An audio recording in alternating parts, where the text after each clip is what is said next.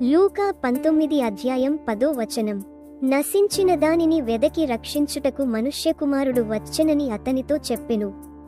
యేసు తన జీవిత లక్ష్యాన్ని స్పష్టంగా చెబుతున్నాడు. నశించిన దానిని వెదకి రక్షించుటకు మనుష్యకుమారుడు వచ్చెను. ఇది మానవాళి పాపం నుండి, శాశ్వత మరణం నుండి విముక్తి పొందడానికి ఆయన వచ్చినట్లు తెలియచేస్తుంది. ఈ వాక్యం యేసు యొక్క దైవిక ఉద్దేశ్యాన్ని మరియు ప్రేమను తెలియచేస్తుంది. రెండవది, లూకా రాత్రి 7:11 -26 మీనా ఉపమానం గురించి చెప్పారు.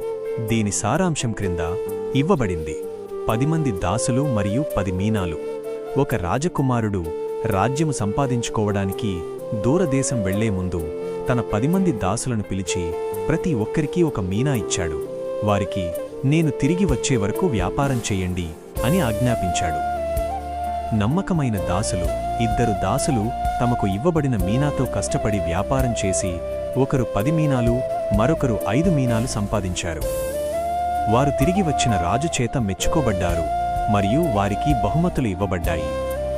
ఇది దేవుడు మనకిచ్చిన ప్రతిభను, సమయాన్ని మరియు వనరులను మనం ఎలా ఉపయోగిస్తున్నామో చూపిస్తుంది.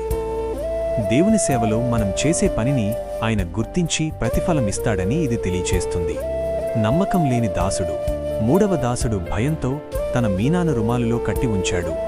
దీనిని రాజు చెడ్డదాసుడు అని పిలిచి అతని దగ్గర ఉన్న మీనాను తీసివేసి దానిని బాగా పనిచేసిన మొదటి దాసుడికి ఇచ్చాడు. ఈ భాగం దేవుడు మనకిచ్చిన వాటిని మనం నిర్లక్ష్యం చేస్తే వాటిని కోల్పోయే అవకాశం ఉందని హెచ్చరిస్తుంది. ముగింపు: ఈ ఉపమానం ద్వారా యేసు తన ప్రజలకు ఈ లోకంలో ఎలా జీవించాలో బోధించాడు. ఆయన తిరిగి వచ్చే వరకు మనకు దేవుడిచ్చిన వనరులను, ప్రతిభను జాగ్రత్తగా ఉపయోగించి ఆయన కొరకు పనిచేయాలి. మనం నమ్మకంగా ఉన్నప్పుడు ఆయన మనల్ని మరింతగా ఆశీర్వదిస్తాడు.